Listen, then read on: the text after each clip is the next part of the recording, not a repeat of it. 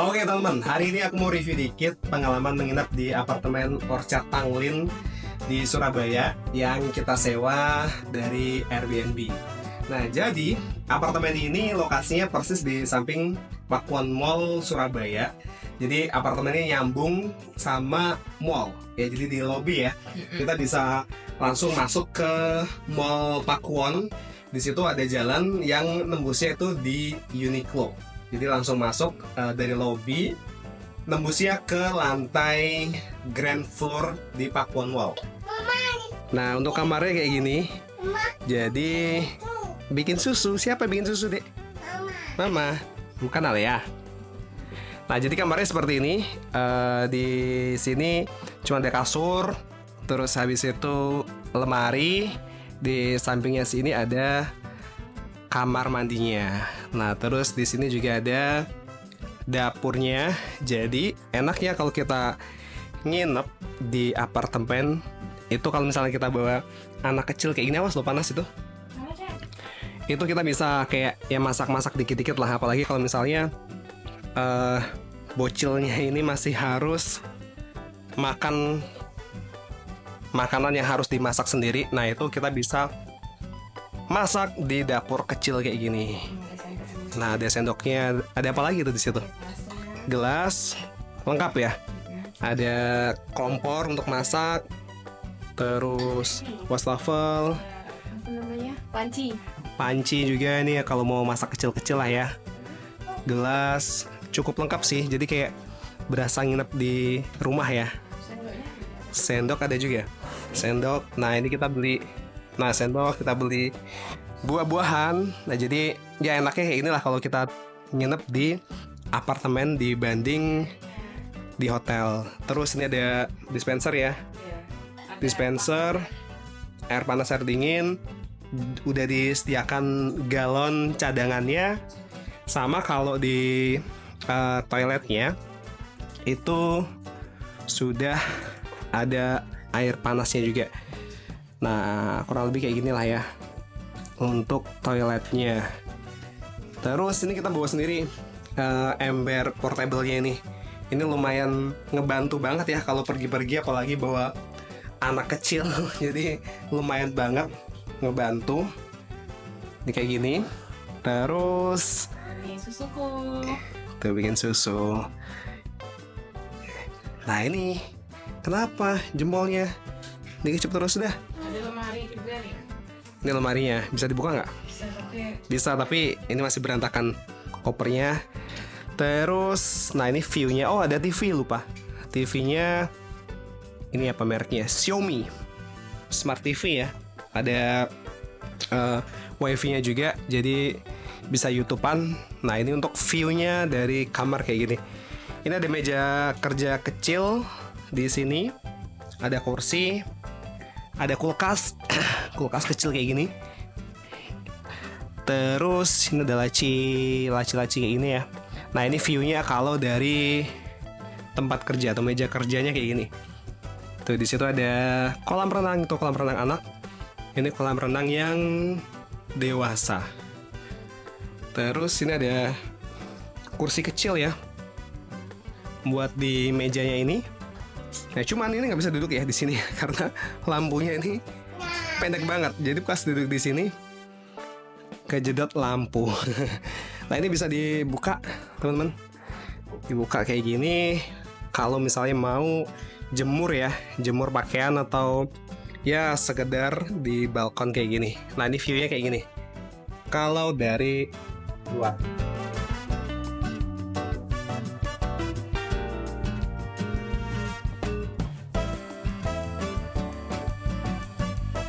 Tuh kayak gitu view-nya. Kita tutup lagi.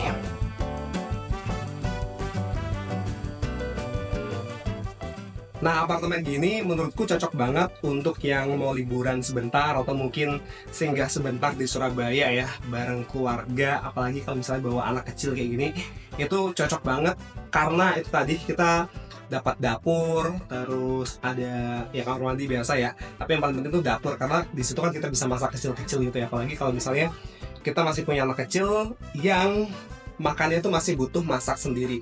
Nah itu enak banget dibandingkan nginep di hotel. Karena feelnya tuh juga beda banget. Kenapa? Karena feelnya juga beda banget ya nginep di apartemen sama di hotel tuh, menurutku feelnya beda banget. Kalau di apartemen itu feelnya kayak kita nginep di rumah sendiri gitu lah, karena ada dapur, ada ya kayak fasilitas biasa gitu lah. Cuman bedanya kita pindah ke kota Surabaya gitu aja. Tapi kalau di hotel itu kan kayak kita ya di hotel gitu aja gitu. Gak ada kompornya. Gak ada kompornya ya, terus ya suasananya kan beda sama di apartemen. Terus enaknya kalau di apartemen Orchard Tanglin ini menurutku fasilitasnya cukup lengkap ya. Tadi ada di bawah ada kolam renang, terus ada gym juga, ada fitness juga di bawah, terus ada laundry di bawah juga. Terus apartemennya nyambung ke mall ya, jadi kalau buat teman-teman yang suka belanja di mall itu enak banget ya, nggak perlu pindah lokasi, nggak perlu pesen Grab, nggak perlu pesen Gokar, atau nggak perlu nyetir sendiri untuk pindah mall lainnya gitu. Jadi tinggal turun aja ke bawah, ke lobby, terus nyambung langsung ke mall. Nah untuk harganya ini kita sewa di Airbnb 2 malam kita dapat harga 512.000. Jadi kalau dibagi per malamnya sekitar 250.000 ya. Nah menurut aku dengan harga segitu itu worth it banget dengan segala fasilitasnya ya. Karena kalau aku bandingin sama harga-harga hotel dengan harga segitu, ini fasilitasnya jauh lebih bagus ya dibandingkan harga segitu kalau misalnya kita nginep di hotel. Jadi menurutku ini harganya worth it banget. Terus untuk kekurangannya menurut aku yang pertama itu kita harus tahan jalan ya. Karena buat kita yang tinggal di Jogja, mall di Jogja tuh biasanya kecil-kecil ya. Nah ini kita turun masuk di Pakuan Mall di sini ternyata luas banget. Jadi jalannya juga harus panjang gitu kan. Nah, kayak contohnya tadi malam kita baru sampai sore, terus kita mau cari makan malam-malam ke mall itu lumayan capek ya. Kita jalan gitu kan, jalannya muter-muter dulu, terus akhirnya dapat solaria di lantai bawah. Nah itu lumayan capek juga, apalagi buat yang jarang jalan itu bakal kerasa banget.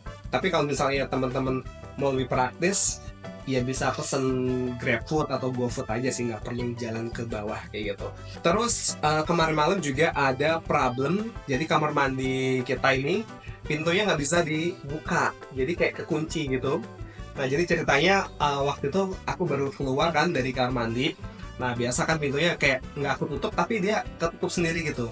Terus istriku mau masuk ke dalam, dibuka ternyata nggak bisa, jadi kayak kekunci gitu.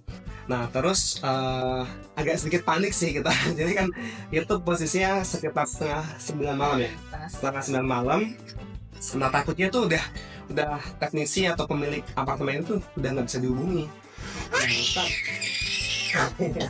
Kita agak bingung sedikit waktu itu kan, kenapa? Oh gitu ya.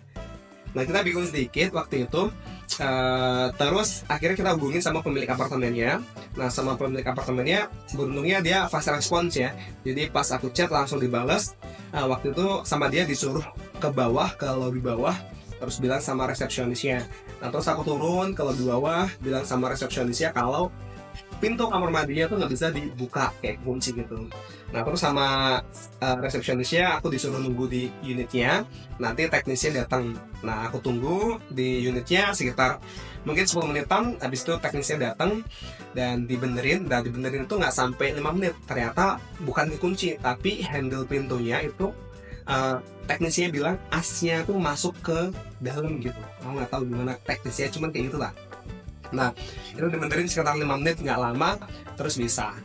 Nah sama teknisnya bilang katanya beberapa kali ada lah kejadian kayak gitu. Ya mungkin pelemahan dari pintu kamar mandi di apartemen ini kayak gitu mungkin ya. Ya itu problem kecil, tapi ya bikin kita agak panik dikit ya. Karena kan kamar mandi itu kan penting banget ya malam-malam, apalagi kita punya anak kecil. Misalnya kita mau kencing atau mau buang air besar, itu kan yang enak banget kalau nggak ada kamar mandi gitu.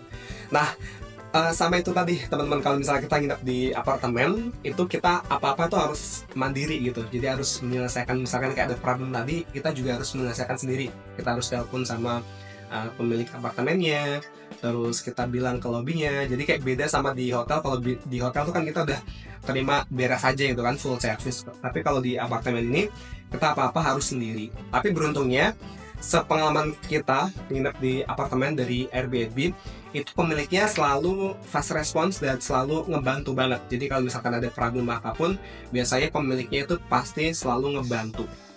Nah itu penting banget, makanya kalau misalnya kita booking di Airbnb, kita lihat dulu reviewnya teman-teman. Reviewnya pemiliknya kalau bagus dari reviewnya, nah itu saran aku lebih bagus disewa yang reviewnya bagus daripada kita mentingin harganya tapi reviewnya jelek. Nah itu kalau misalnya kita ada problem kayak gitu, ya kita sendiri nanti yang repot. Oke, mungkin itu aja teman-teman. Ini kita mau lanjut jalan dulu di kota Surabaya. Kita mau ada beberapa tempat yang mau kita kunjungi kayak Burudi, terus mana lagi? Oh, kita mau ke IKEA juga, dan ada beberapa toko yang pengen kita kunjungi karena emang kita datang ke Surabaya ini buat ya ada beli beberapa hal gitu yang harus kita beli di Surabaya ini. Oke, itu aja. Semoga video ini bisa bermanfaat sedikit ya buat teman-teman yang mungkin mau liburan ke Surabaya terus nyari penginapan. Nah, mungkin ini kamu gimana reviewnya di sini? 1 sampai 10 berapa? 1 sampai 10, 8. 8. Aku 1 sampai 10 juga 8. Jadi kita cukup rekomendasikan untuk apartemen ini. Oke, sampai jumpa di video selanjutnya. Bye bye. Bye-bye.